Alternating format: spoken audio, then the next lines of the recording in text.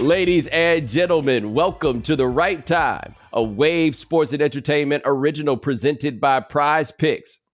My name is Bomani Jones. Thanks for listening wherever you get your podcast. Thanks for watching us on YouTube. Subscribe, like, rate us, review us, give us 5 stars. You only give us 4 stars. I'm inclined to believe you are a hater. It is Foxworth Friday. Domonique Foxworth, what's going on? Not much, man. I feel like we could talk, and we have talked. We went to dinner with Jeff Saturday a couple weeks ago, and the conversation before we get on the show, the conversation after we get on the show, like there's a whole nother show in there somewhere that people need and deserve, but I guess ain't nobody paying for it, so we ain't gonna do it. That's what I was about to say. It's another show that people maybe need and deserve, but at the same time, both you and I need and deserve the checks that we getting, right? That dinner with Saturday had 2 of the best play the music stories of all time. Like too good for us to even roll the dice on playing the music right now to put Sean up on game, right? But it involved former teammates. We get too close. Yeah, we get too close. It involves former teammates of Saturday and Domonique, both of whom comported themselves exactly as you might expect each would, but with a twist. Yes, we could not. I feel uncomfortable now. I know. We can do other things now. This is an odd week for content. And I hate to be the person that talks about content because I swear I hate the word content so much because when people talk about making content, it's very clear they're talking about stuff that they don't care if it's good or not, right? Like content is just quantity. It's stuff. We're just throwing it out there, right? You know, it ain't art. It ain't work. It's just content. But content's what, kind of the baseline of expectation in the world that we in. And this is the week before the Super Bowl where it's a week without no football, where there is no football, but people don't really want to talk about the other stuff, right? They want to talk about the football, but we ain't really got no football to talk about with y'all. So we have to figure out how to do some reheating of the old stuff, but we can't touch that stuff right there because that's for next week's dinner. You know what I'm saying? Like we can't put our hands in that. So what we have is Lamar Jackson. And Domonique wound up in one of them situations, and I've been there before, which is basically, I don't really want to talk about this with the white people. I need to talk about this with my mans. Yeah, pretty much. That's exactly right. So Lamar Jackson, and I don't know, there are some questioning of myself that I have to do also. And am I creating a straw man, or am I fighting last year's war where the expectation for the reaction to Lamar Jackson is always, I have an expectation for the reaction to Lamar Jackson. Is the reaction actually there or not is the question that I was having. I don't care necessarily, and it wasn't something that I wanted to discuss with certain people, but I don't care necessarily how accurate it is, because I think it's part of the responsibility to put a viewpoint on the table. But I guess the most important, or the biggest question for me is, do you feel that it's still there? Or is it like a phantom pain that I just am going to anticipate that the reaction to Lamar Jackson is going to be different, where he's going to be called into question as he as a person, as an entirety, is called into question, and as a player is called into question with every slip up in a way that other players are not. Because what I felt in Josh Allen and Lamar Jackson are in the same draft, and they are going to be compared to each other for a number of reasons. But I felt like after the Josh Allen game, the sentiment, and Josh Allen played better in that game than Lamar did in his game. But the sentiment was, Josh Allen gonna be there. He gonna be all right. And I guess the question I'm trying to land on for you is that the same thing for Lamar Jackson? Because I didn't feel like that's what I was hearing. No, I had very similar thoughts after, or noticing it wasn't the time to talk about immediately after, right? Like, to me, the thing there was to talk about immediately after Sunday's game was that damn Patrick Mahomes again, right? We didn't do it the week before. This was a good time to do it, right? And it was interesting because I think I saw you talk about this. I know I definitely saw Nick talk about this. But basically, after they went up big, Patrick Mahomes started running 4 corners on them. And we was just like, yo, we going to hold the ball. We're not going to give up no turnovers. We're going to basically just run this clock down because I don't think these boys going to get no points over there on the other side. The problem is Lamar Jackson was the quarterback of the team that Patrick Mahomes looked at and was like, nah, baby, they ain't about to get nothing done. All we got to do is hold the ball. That's not good, two-time MVP, if that happens to you, right? So I do think, and I think this happens with Josh Allen, with a lot of people. I actually don't think that this applies to you and I want to get into that in a second, but I think that people hold on, or people really want to be right in the end, right? They really, I talk about Nick so much because this Kansas City stuff comes up, but he talks about, I think he's got something he calls like the category 2 opinion, which is I wasn't right at first, but I'll ultimately be right. So like take him with Josh Allen. He is going to be right about Josh Allen, goddammit. He got all the stats. He got all the things about the roller coaster ride and everything else. He's going to prove in the end to be right about Josh Allen. You and I are like, oh, the menace showed up, right? Like when we see the menace has showed up, right? Yeah. We can acknowledge the presence of the menace and then balance that against our initial skepticism. And I think come together with a total thing that doesn't, I don't think we were wrong about him before. I think I was wrong when I was sure that he would get everybody fired. But I thought he looked like at the time. We saw an unprecedented jump in the 2020 season. And now we've got a guy that's a bit of a trick-or-treat quarterback, but also one of the 5 best quarterbacks in the league. It's not hard to say. You see it. It's there. Lamar Jackson has managed to win 2 MVPs.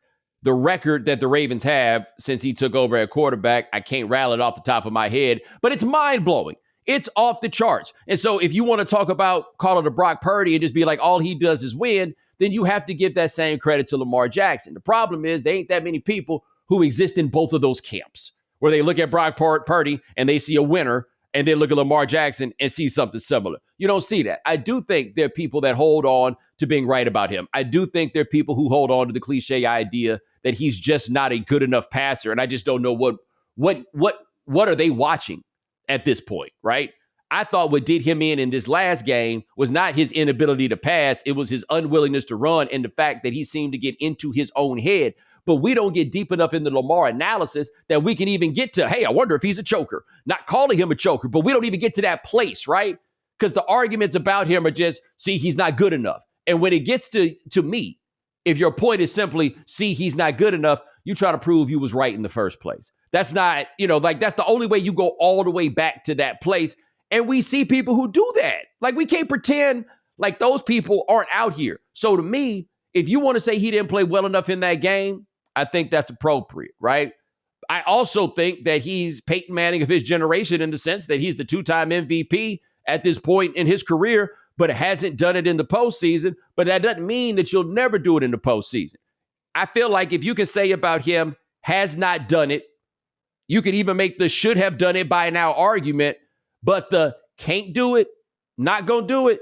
If that's where you are, I think you're going too far. And I think at this point, 6 years in, I wasn't right about Lamar Jackson myself. I didn't think he was going to be this good. I thought that him sliding in the draft was not crazy talk. I thought there were reasons for it, and I was wrong, right? He's like Josh Allen, one of the 5 best quarterbacks in the league. So if you want to get on him for being one of the 5 best quarterbacks in the league, but not having that level of postseason success yet, I'm with you. If you want to act like he's not one of the 5 best quarterbacks in the league, you smoking rocks. Yeah. So I was wrong about a bunch of things, but I was right about Lamar Jackson. And I thought Lamar Jackson, and Mina and I talked about this in the article we wrote together before the draft, is that what was going to keep Lamar Jackson from being great was going to be the system that he landed in, or the organization that he landed in, because he had what I viewed as all the tools and exceptional ability. And I wrote back then, I think I told this to you before, I wrote back then that he was the best quarterback in this draft, and I wanted Jacksonville to trade up and get him so that they could pair him with the up-and-coming, fantastic offensive coordinator, Nathaniel Hackett. So, who, by the way, just got sandbagged by Diana and them at the Athletic this week, but neither here nor there. That was a fun read. So I think that there's probably that bias that I harbor in it, where I also want him to do this so I can be righter than I was in the past. And then there is some bias of Lamar Jackson in this version of a quarterback, where it's not even the athleticism that we haven't seen. It's just the the language, the mannerisms, and the attitude that a quarterback we haven't seen. And all of that are things that I would advocate for, or changing the way that we think about the quarterback and what we think about leadership, because we do hear that also is like some absurd notion that Lamar is not the leader that these other quarterbacks are. While Lamar was a little game managery too much in that game, was you and I both, like, the assessment was like, throw that thing or run that thing. Why are you back there trying to be Joe Montana? But as we talked about before, that's who he is. That's who he's always been. As far back as Louisville, he stayed in the pocket too long for my taste. But yeah, I think that's a good way to understand how we're looking at it. But the question for me is, why did people have, and maybe it's an irrelevant question, doesn't matter. This is where race comes into it, I think, is why did people have that opinion in the first place? So if you're just trying to be right, as you and I discussed, I realized I was wrong on Josh Allen a few years ago, and I ain't trying to convince y'all that I was right.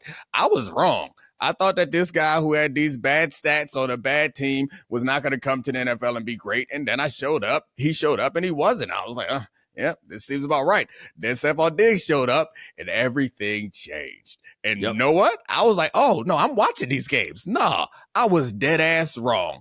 And I understand it's reasonable to say that you want Josh Allen ahead of many quarterbacks, including Lamar Jackson. But I don't understand why people can't come to the same point on Lamar Jackson. It just feels odd to me. And to be fair, that's a sports fan and sports media thing, is people do hold on to these opinions until they believe that they can no longer hold on to them any longer, no matter who the player is, what they look like, or how they act. But there's something different about Lamar Jackson. But also think with Josh Allen that there are a couple of exceptions, but I don't think people were necessarily that declarative of how good he was going to be in the beginning. Like, I think a lot of people saw the potential. Like, you had Mel Kiper, for example, who decided to hitch his wagon on Josh Allen way before, right? Like, there's some guys there that were that declarative. But then after he started showing some potential, people just wanted to be down. Like, that was the part that was so wild. Because, look, man, you couldn't look at that college film and watch him throwing the ball all over the place. Like, he was throwing the ball sometime like what it looked like when you try to throw the ball on the video games with a dude that ain't a quarterback. Yeah. Like it's like if he had that passing cone like they was doing on Madden for a little bit, that thing looked like this. Like it was super narrow, right? Like it looked like he was trying to throw it one eye open, right? Like he was throwing a dart. Like, like that's at least that's where he seemed to be. And then once he showed it, people gave that benefit of the doubt in a way that always jumped out to me. It was just don't you worry, he's gonna get this thing figured out, okay? And this is where, like, to me, we talk about race and the role it plays.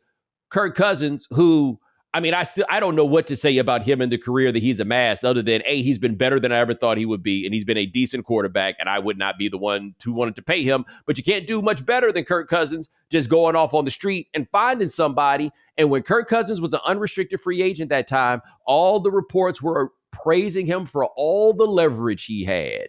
All the leverage he had and how he was going to be able to get a whole bunch of money off of that, whether you thought you deserved it or not. That part didn't matter. He had the leverage, and he was going to be able to get the leverage. I mean, hey, and by the way, it ain't just white people that be doing this crazy stuff about these dudes. Look at the way the entire Dallas Cowboy operation, other than Jerry, seems to be acting around Dak. And it's like, yo, I don't know how to break this to y'all. This is the best dude you'll probably have for another 15, 20 years. Yeah, I went off a little bit on Jerry Jones because, and it was probably dumb because Jerry Jones provides us with a lot of great things to talk about, but it's like he don't understand that his voice has power.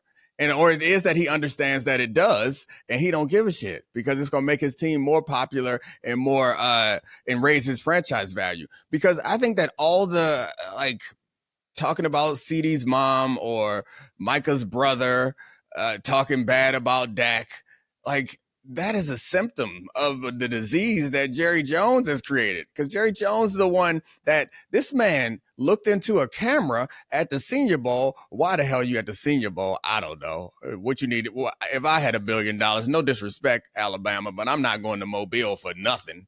Hey, let's be clear. You don't have to. You can make it specific to Mobile because I ain't doing that neither. Yeah. I'm not going to Mobile. Why? But anyway. He said to a bank of cameras that this team, I told y'all that this team can only go as far as Dak takes us. And that's how far we went.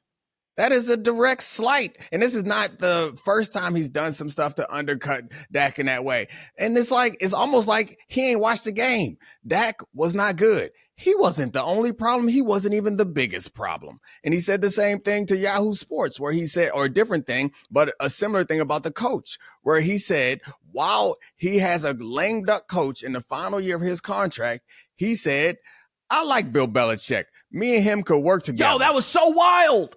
What are you doing? What do you want to win? Or do you want your coach to have any authority or the respect of the players around him? Do you want your quarterback to be the field general manager guy that people respect? Name another quarterback in football, not even a good one. Name another quarterback in football where it's okay and nobody gets upset if some friends and family just come out and say that I want my kid to play somewhere else, or Dak need to take less than he deserve, or he need to pack his bags. Where is that acceptable? Like where? Right. That's ridiculous to me. Dude, and I'm trying to think, and you let me know. But I can't think of no white man that ain't nobody out here talking that craziness about. I think we talked to Jeff about this. You imagine somebody sent that out about number 18? They be gone immediately. He said they would have a meeting with Polian ASAP, and it didn't matter who you was, your ass was out. I don't even feel like it would be a meeting, right? Y'all might meet, but it would not be a meeting. Yeah, you take your ass straight to the airport. But that's where you would meet Bill Polian at the front door as they're walking you out, and he's holding the door. And ain't nobody even got to tell you what happened. You knew what this was. Have all that stuff in a trash bag ready for you. And they have an alarm system when you try to buzz your key card. Oh, he here? Okay. Come on. No, right. No need to come in, sir. No need to come in, sir. Halt! You cannot stay here. Stop right there. You ain't got to know for no fun. No. Stay behind that line. Hold up. Hey, Big Jim. He here.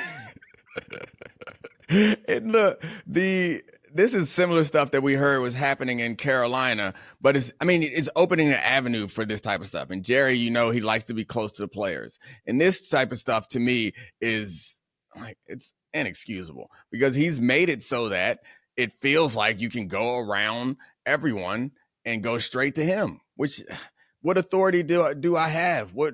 How can you expect me to manage this team if it's so clear that you're hovering over it and you don't respect me?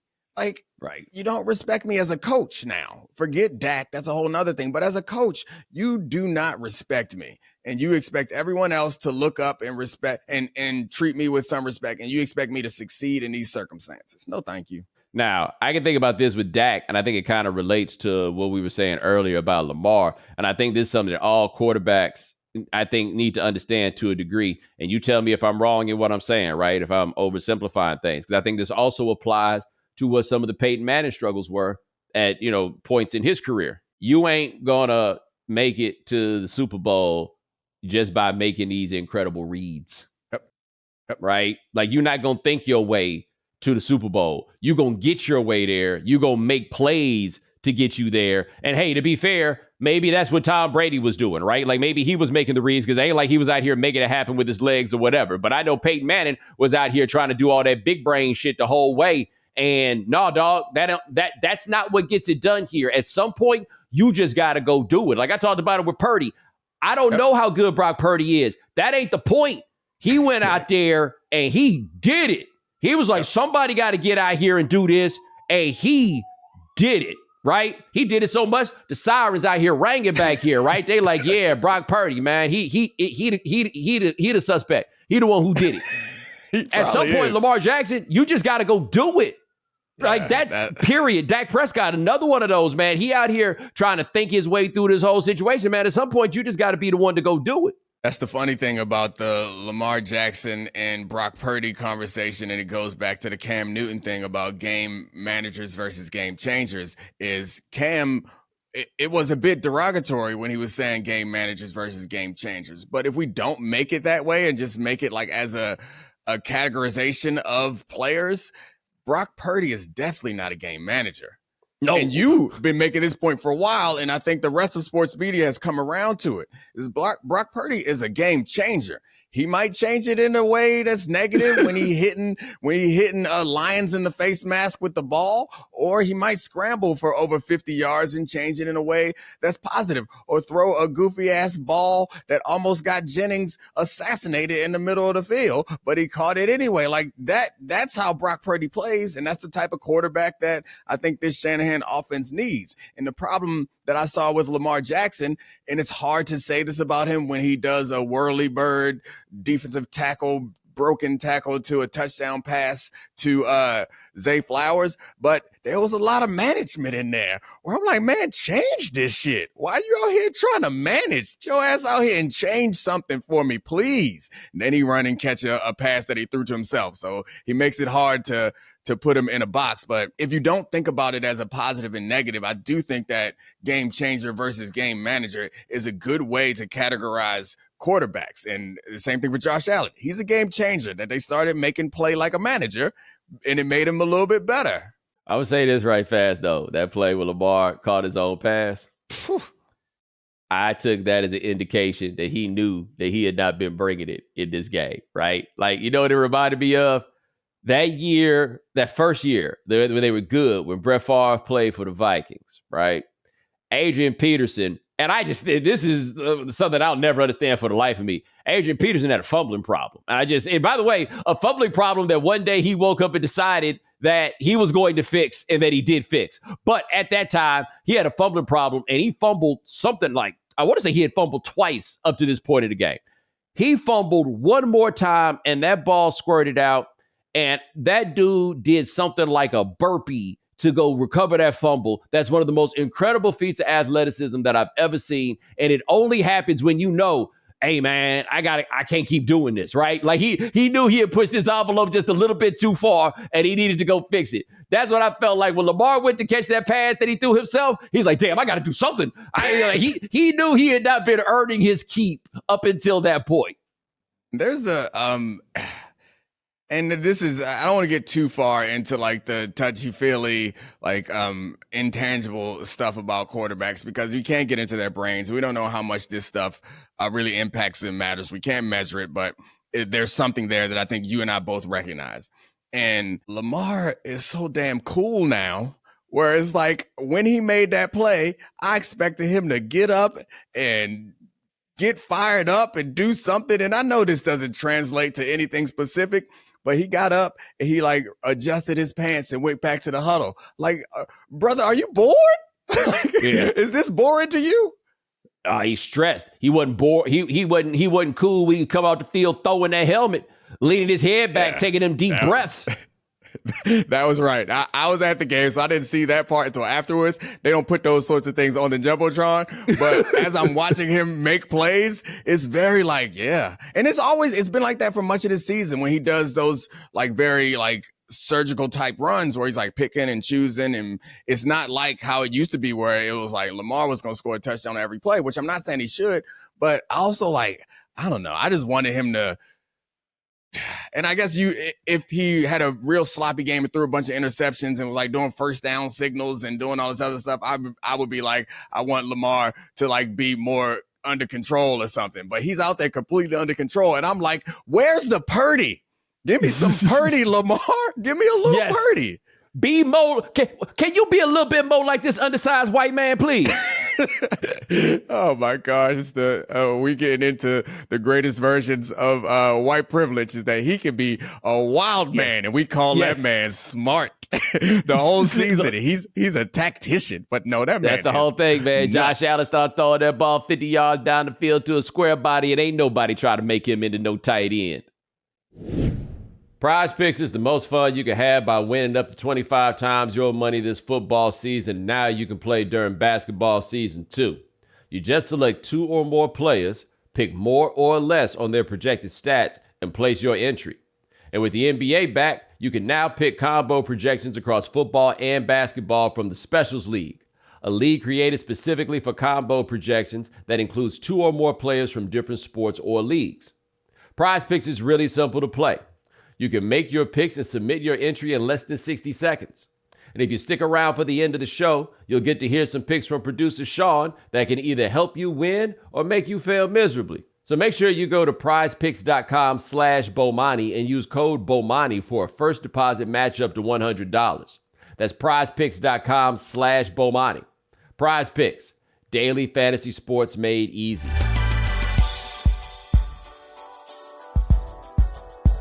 This episode is brought to you by BetterHelp. It's a new year, which means it's time for everyone's New Year's resolutions. We tend to get obsessed with how to change ourselves instead of just expanding on what we're already doing right. This year, let's stop the new year, new you talk and focus on things we want to keep the same in 2024. Whether you found a consistent workout routine, a healthier diet plan, or decided to read more, let's continue the things we did well last year into the new year. Therapy helps you find your strengths so you can ditch the extreme resolutions and make changes that really stick. It's helpful for learning positive coping skills and how to set boundaries. It empowers you to be the best version of yourself. It isn't just for those who've experienced major trauma. If you're thinking of starting therapy, give BetterHelp a try. It's entirely online, designed to be convenient, flexible, and suited to your schedule. Celebrate the progress you've already made. Visit BetterHelp.com/Bomani today to get 10% off your first month. That's BetterHelp, HELP.com/Bomani. All right, Domonique, I talked about it. Ain't really that much sports content. So, I think both of us jumped on the Netflix machine. Honestly, me for the first time in quite a while. I went on there to check out the Greatest Night in Pop, that, the World of World documentary. You did not get to that. You went straight to the Griselda? Yeah, I went to the Griselda because I wasn't in a documentary mood. Like you mentioned, we ain't been on here on these Netflix streets in a while because we be engrossed in this football stuff. So we had a window, and I was like, you know what I want? Yeah, I was some good old, like what I grew up on. Grew up on the mob movies. I want some of that. Bang, in my bang. life. Yeah, let me get some of that.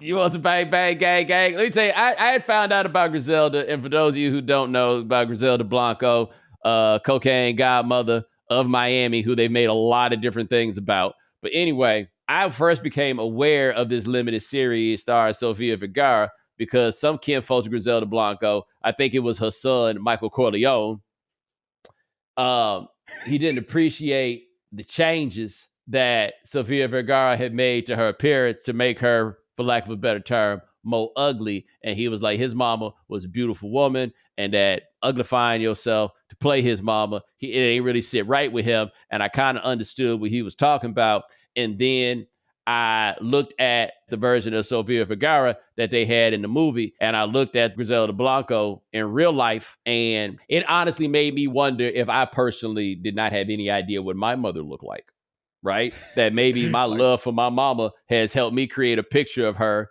that I misunderstood. I may be misunderstanding what my mama looks like because I ain't trying to say things that you don't say about nobody in the context of that being their mama. But I don't know what the hell that boy was complaining about. It's real hard to get to a place where anybody can say Sofia Vergara is too ugly to play a character. I mean, you can say that she's too a lot of things to play Griselda Blanco. You could say many things. There are many characters that she is too X to play.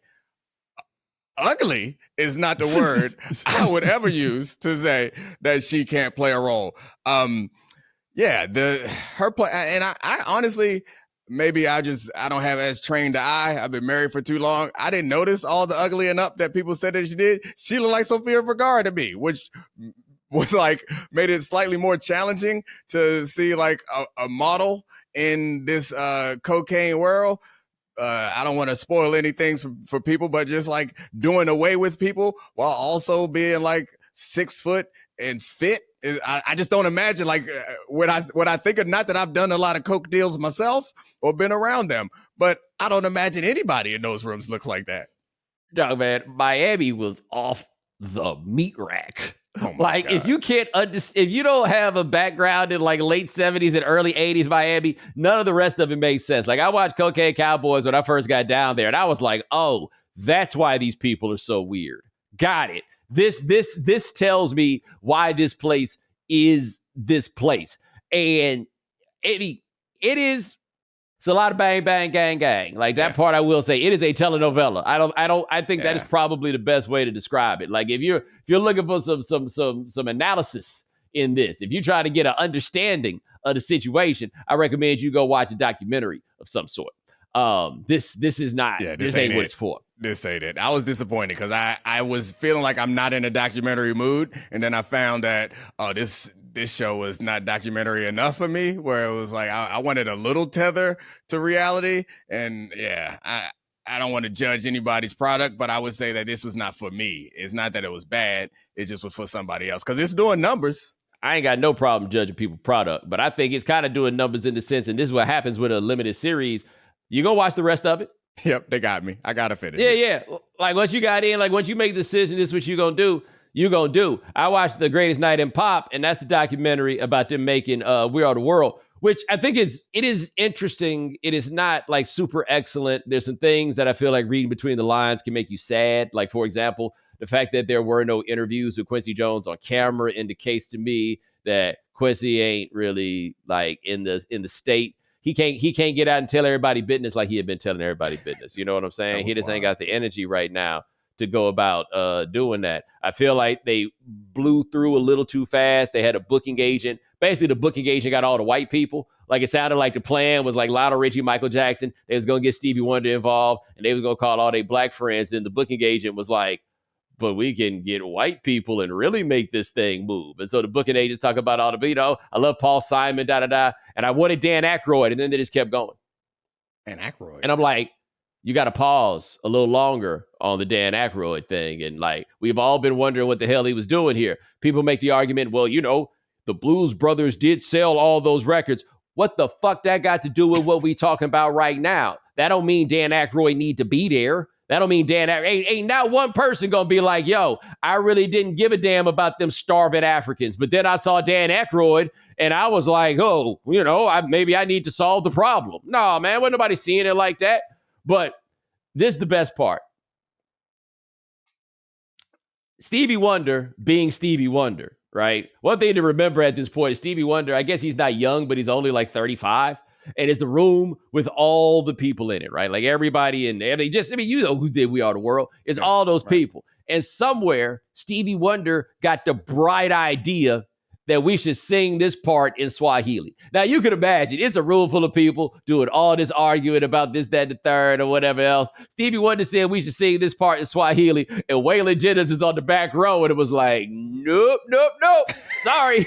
This is where I get off. Way more was like, I ain't never heard no good old boy sing Swahili. He rolled out. Willie Nelson stayed, which is how I know that Willie got Waylon to come.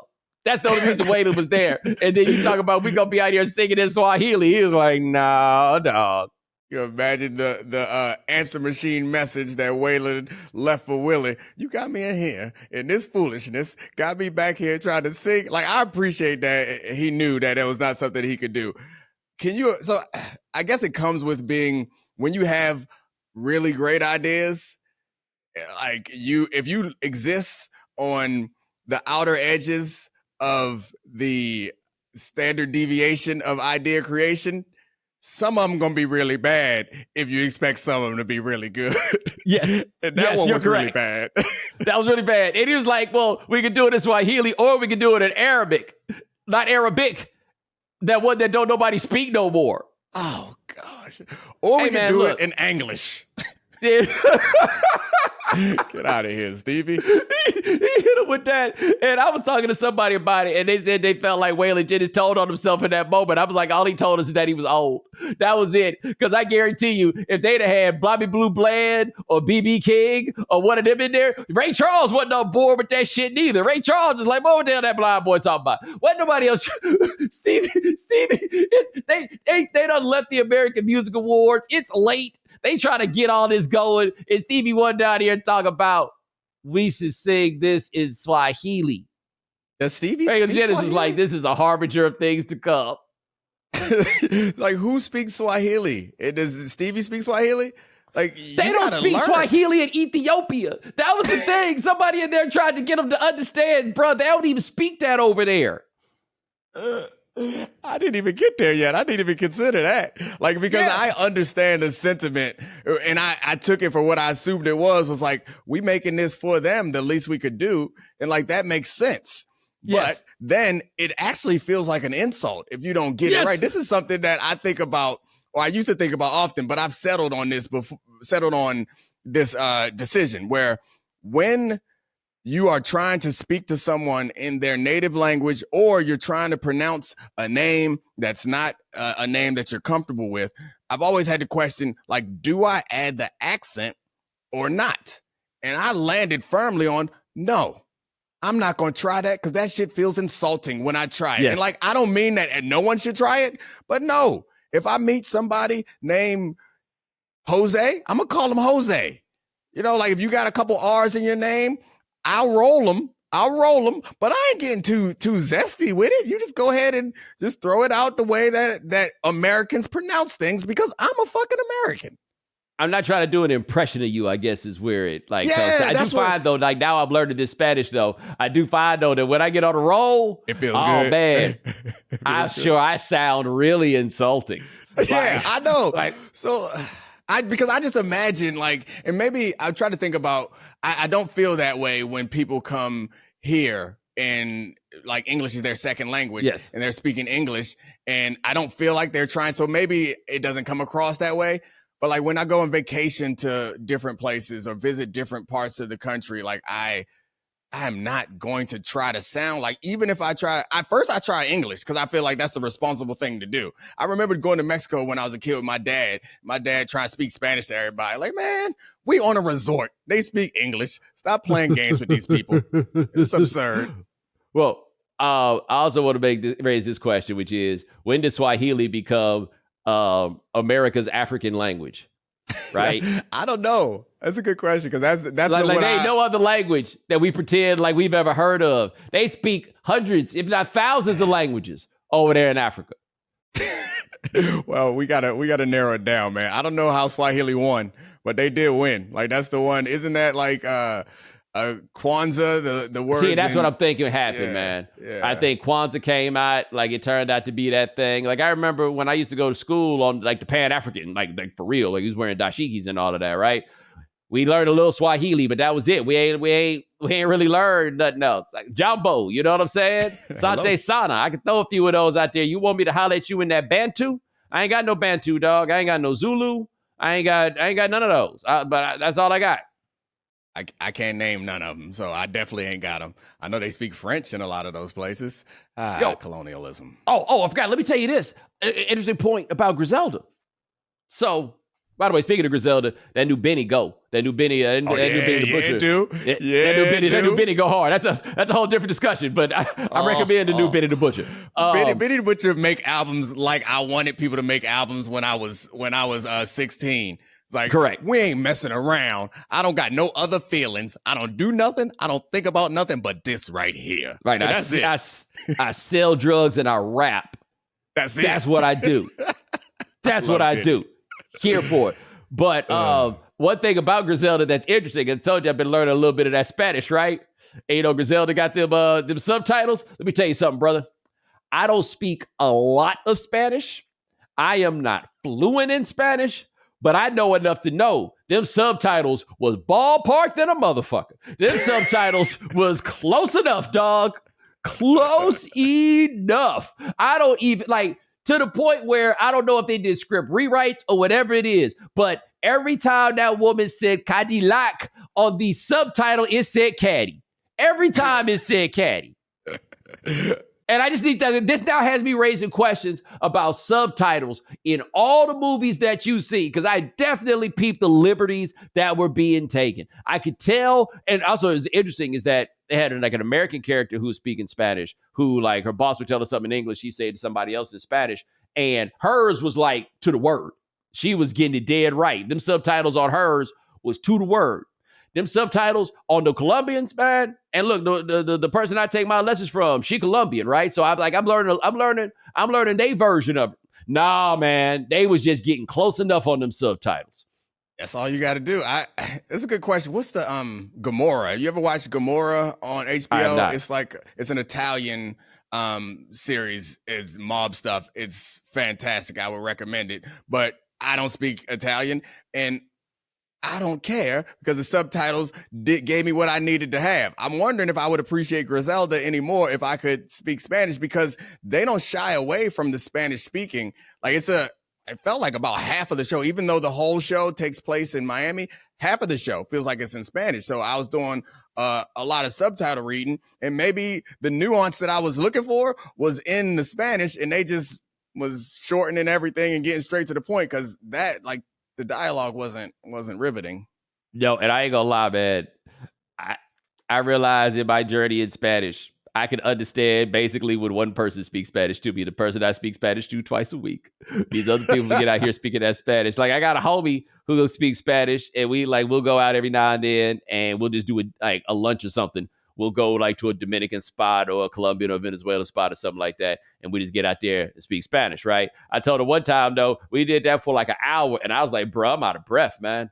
Like, I got a whole new respect for people who be coming over here not speaking no English, figuring that shit out, man. That is hard. It takes a lot, like just pure energy wise. It's so much. And they say English is the hardest language to learn. Like, yeah, the people that can pull that off. So, like, we have a Haitian lady that cleans our house, and my wife speaks fluent French, and the woman who cleans the house wants us to like only speak English to her so she can learn it more quickly. But listening to them in French, like, there's no way. I'm looking for body language. I'm looking for context clues. I be trying. I feel the same way about Spanish. And I took, as I think a lot of people in America going to public schools, I took a lot of Spanish. I speak no Spanish. Like, I can do the basic. I can't hear no Spanish. Like, I can give you the basics, but we learned enough to pass the tests and to get my diploma. That's all I learned. I took French in high school, and when I'm in France, I can do it. And let me tell you something, because I live in Harlem, and so we got a lot of Francophone Africans who live around here, specifically those who do the delivery. And they be so relieved when I hit them with that French, because don't nobody speak no French. You feel me? When I hit them with that French, you just hear that exhale, that okay, because I can get them through enough. I can understand just enough. So did they assume you're not from here, or they? No. They can tell I'm from here from the way I start off. Right? Like they can tell. No. See, I worry about that. If I start speaking Spanish too good, they're gonna think I'm a Dominicano. That's the direction that one goes in. So you think that I guess it's possible. I just had a whole conversation with myself, because I don't believe that it is possible that I can learn a language to the point where I could trick anybody. It's way too late for that. No matter, I could spend all my waking hours trying to learn Spanish. I'm never going to get to the point where they're going to be like, oh, Dominicano?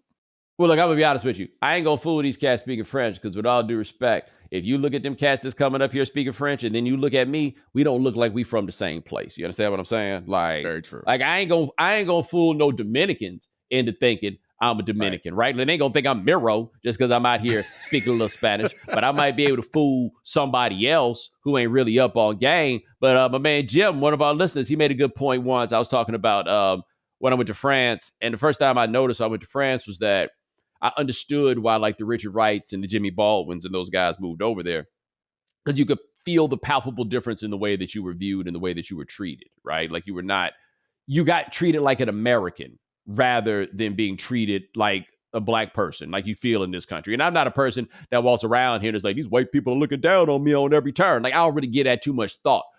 But even over there, I could feel the difference in the ways that people responded to me. But what he said was he heard someone on NPR, and it was, I think it was an academic, but it was a black woman who had gone to France, and she spoke French. And she noticed that as her French got better, they started treating her worse, because as her French got better, she stopped sounding like an American, and they started to believe that she was from one of their colonies. They thought that she was like an African or from Martinique or something like that. And then the judgment came into play. Interesting. I never considered that. I always thought it was odd that like in Josephine Baker and all the black people who loved like that we read about that love to be in France. I always thought it was odd because the like stereotype of French culture is like it's kind of rude and curt, and I it never quite made sense that you could go to the rude curt country and they treat the black people better. But I guess it makes sense because they see you as American before they see you as black, which over here, if you're surrounded by Americans, you're black before you're American, and that comes with also different connotations. Let's keep this in mind. Like Josie Baker, like we talk about the 1930s and the 1940s. Yeah, France, they might have been rude, but what they was to us, way past rude. If only they was rude to us. Like if they was just rude to us, we really wouldn't have been tripping so hard about what was going down, right? That's a fair point. It sounds absurd now that you put it that way because that was World War II time. So yeah, it was a whole different thing over here. And that's the other part too. And I guess it may be a little different with Richard Wright. I mean, it wouldn't be quite the same with Jimmy Baldwin, but like I imagine too, man, like I think you could do what you was going to do over there in France and ain't nobody got to worry about getting killed. You know what I'm saying? Yeah. Like, you can go over there, voulez-vous coucher avec moi, ce soir. And it's not like a life-threatening situation. That's got to be a relief. Yeah, that's the religious puritanism, I guess, of the American colonists that still like exist in this country to some degree. Well, that's one way to look at it, but I was thinking about it more as a cultural exchange situation. You understand what I'm saying here? Oh, yeah. I guess when you said Jimmy Baldwin, I was thinking, yeah. Well, that's what I'm saying. Jimmy Baldwin, it doesn't apply in the same way. Right. Okay. I thought it was about making friends, the type of friends that he wanted to make was a different type of friends. No. I mean, I imagine that was easier for him too. But like I imagine that like for the brothers, the sir yes sirs that got deployed over there. Yeah. It's a different game. It's an entirely different game. I would imagine that you're right about that too. We're both going to Vegas. We're gonna record some shows from there. Are we gonna have fun? Is the real question. Like, I had fun regardless. I mean. What you like to gamble though, right? You like to I'm gonna play some blackjack. I'm gonna get some food. I'm gonna hit the flower shop when I get there. You know what I'm saying? And I'll be good. What's gonna be? See, here's your struggle. People be wanting to go places with you. They know I ain't going, so they stopped asking. You going, man? You should stop acting like that. You stop acting like you are actually antisocial. You are not. I'm not antisocial, but I ain't about to be out late. Like that, I can tell you right now. I ain't about to be out late. Like whoever it was that said after 12 ain't nothing going down but draws, that was a prophet, right? Like after a certain hour, if all I'm coming back with is my lonesome, then I'm cutting bait on this evening early, dog, early. I'm all about that good night rest. Yeah, I'm with you. But I mean, if you ain't got nothing to do the next morning, we got to get you out one night. I'm not the going out guy. This is weird for me arguing for going out. But like, it's a good time. Have fun. I mean, I'm just saying, it all depends. What we gonna go out and do? That's all I'm saying. What we gonna go out and do? Because if we gonna go out and drink, I don't drink, so it don't really work that way. No, I get it. You don't got to drink. All right, I'll figure out something. We gonna find something. I mean, it's Vegas. Yeah. Lots of things to do. You know, last time I was in Miami, they were advertising that you can go shoot machine guns, and I thought that was ridiculous. They was flying those. You know, they fly. Oh yeah, I see that. Yeah, it is just a woman in a bikini with like not just any machine gun, with some. A tank busting military grade thing, and they like drive 15 miles out of the city. You shoot machine guns. I imagine that there are things like that. You know what I did one time when I went to Vegas with Champ? He set up this thing where we could do IndyCar racing. We got to find something fun, something interesting to do. I did. All right, I'm down for that. Hold on. I'm down for like a show, right? Like you want to go see like the MJ joint or whatever. I'm down for that. I bet Topgolf gonna be off the chain this week in Las Vegas. Like, I bet that's going to be ridiculous. The Sphere, they got like an IMAX movie that they show in there.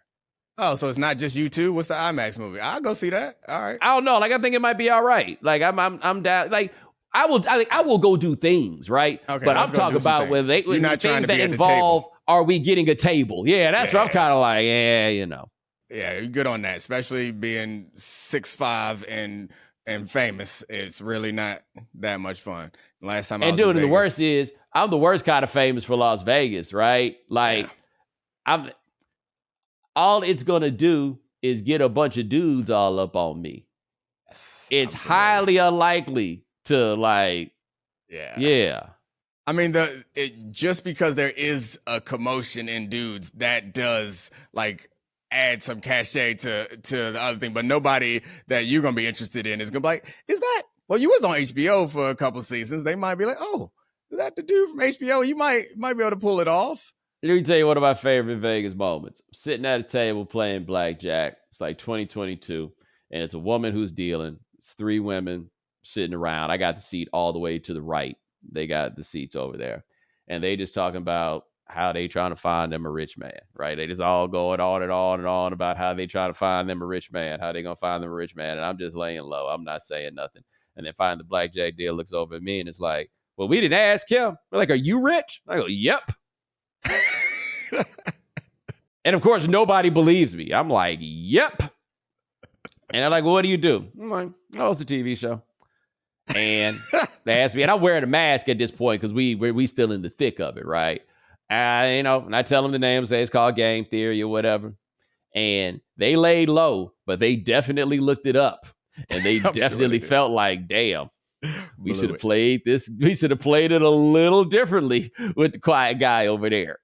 When I was in Vegas last time, I mentioned that I went to Dre's and saw Lil Baby, and your point about the wrong type of people, they had me in there watching highlight videos of their sons. I had a couple guys come over with their phones, and we in there, Lil Baby on the stage doing Lil Baby things. I'm watching the concert. There's people dancing around me. I'm sitting at my little table, and the dudes start pulling on my shoulder. And it's like, look, this is my son. He nice, ain't he? I'm like, yeah, that boy Cole. He going to the NFL. What are we doing? Like, stop it. Go talk to her. Show her his highlight tape. Or watch this man rap his songs on stage. What are you doing? And that dude probably gave me COVID. Asshole. That's all I'm saying. Look, man, I got groupies. I do. And they don't really serve me no purpose. They don't. They provide me there's little benefit to my own life that these groupies provide. They tell you that you're good and they like your opinions and they appreciate you representing. That's it. And I say, and that would sound a lot better if they smelled better. they smell great. Yeah, not that they smell bad, but they smell fantastic. Yeah, you should have worked on your musical skills. That's acting or something. Yeah, I should have. Or I should have been lifting a lot more weights, right? Like, if I could lift a lot more weights, all I need is some team issue gear. That's it. Yeah, you tall enough. I don't think you gotta lift weights. You just gotta go to Vegas during summer league. I can make that.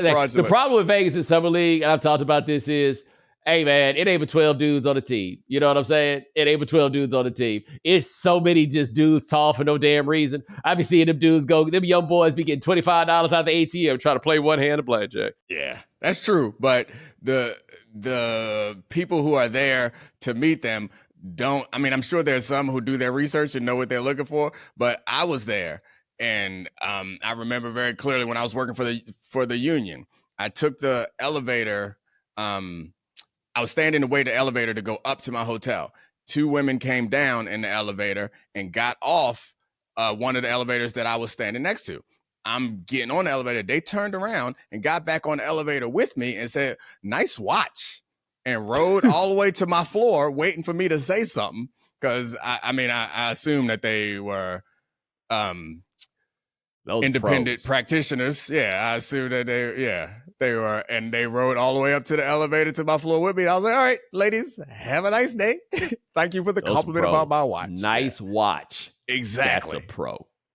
And it was like a split second. I'm getting on my elevator that's like next to theirs. It's not even the same elevator. We're not passing. I'm getting on my elevator that's next to the one they're getting off. I assumed their shift was over. I thought they was going home. Nope. Overtime. and she was speaking the language. Yeah, right? Nice watch. She knows that if you down for the game, nice watch is letting everybody know what the rules are engagement for right here. You know what I'm saying? Like, she's saying nice watch. You know that you're not about to get her no drink that man got to reach down for, right? You know that he gonna have to turn around and reach up on that shelf in order to go get something befitting of her company. You know what I'm saying? She know. It's a whole different game, man. It's a whole different game. These poor kids, man. These 18, 19, 20-year-old kids out there. No chance. Getting nice watched. Not me. I'm like, nice watch. Yeah, it's the new Apple Watch. Just came out. Let me show you all the things. Let me show you this sleep tracker. Look at this game. You ever played Snake before? You want to play Snake? Oh, that's the wrong game. Tetris. I read Tetris. Oh, my favorite interlude. One of my favorite interludes ever. Well, yes, I studied a little Snake myself. Yo, know that one? No, I don't. Wyclef the Cardinal. Oh, yeah. I wasn't. Thank you, Pablo, for nothing. I wasn't a Wyclef guy. I was not a Wyclef guy. Definitely the Cardinal's the best. Guy. First of all, two things I would say. Hot takes on the way out. One, the Cardinal's better than the Miseducation Lauryn Hill. And the Cardinal is the best interludes in the history of rap music. Bring back the interlude. Does anybody do interludes anymore? Dude, does anything about these youngsters make you think they funny? Like the interlude went too far because everybody felt like they had to have them, but that many people funny. Yeah. I mean, D's Nuts, like that's Doggy Style, right? Like the whole D's Nuts phenomenon. But those guys are funny. No, but I was just pointing out this little piece of interlude history is that they brought that to our lives and it still exists. Nick Saban out here still doing D's Nuts jokes from Doggy Style that came out in 93? It was the Chronic, so 92. It never gets old. It was the Chronic, okay. Yeah. It never gets old. Oh, boy. But Domonique, they waiting on you. Waiting on me? Oh. What? Oh! Wait on me to do what? My bad. I hate it. I had a chance to get you into D's Nuts, and it never dawned on me that you had fell for it. Man, I had Pablo on the edge of his seat every day at work because he never knew what was going to happen. That sounds really inefficient. You can't have a normal conversation with somebody because everything you say, they're like, hold on, is this a setup? Yeah, every now and then you got to look back on situations and be like, yo, so what can you take accountability for? Who knows? Who knows? Maybe keeping an entire set of people on nerve that they was going to walk into a D's Nuts joke at any time. Maybe that wasn't the best. I feel like I kept everybody awake. Look alive, right? Attention to detail. Lighten the mood and make sure that everybody is sharp. I'm letting people know it's stakes. It's stakes. Any moment it can happen. Any moment, it stakes. But that is Domonique Foxworth. Check him out on the Domonique Foxworth Show. Available wherever you get fine podcasts like this one. My man, I appreciate you.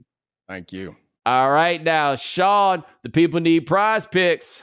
They sure do, Bo. I'm going to take some early picks for the Super Bowl.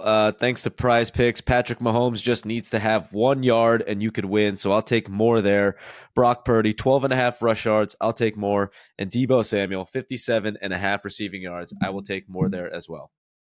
All right. Voicemail, 323-596-7767. 323-596-7767. Tell us your worst or best, depending on perspective, Super Bowl party story. I imagine that somebody has to have a good one that involves some heartbreak, especially if you're a Falcons fan. I know it doesn't happen to you before. 323-596-7767. That is the telephone number. And ladies and gentlemen, thanks so much for joining us here on The Right Time. We do this 3 times a week. Sean, you handles everything behind the scenes. Thank you, sir. Remember, follow The Right Time. Subscribe, like, rate us, review us, give us 5 stars. You only give us 4 stars, I'm inclined to believe you are a hater. And we'll talk to you guys in a couple of days. Take it easy.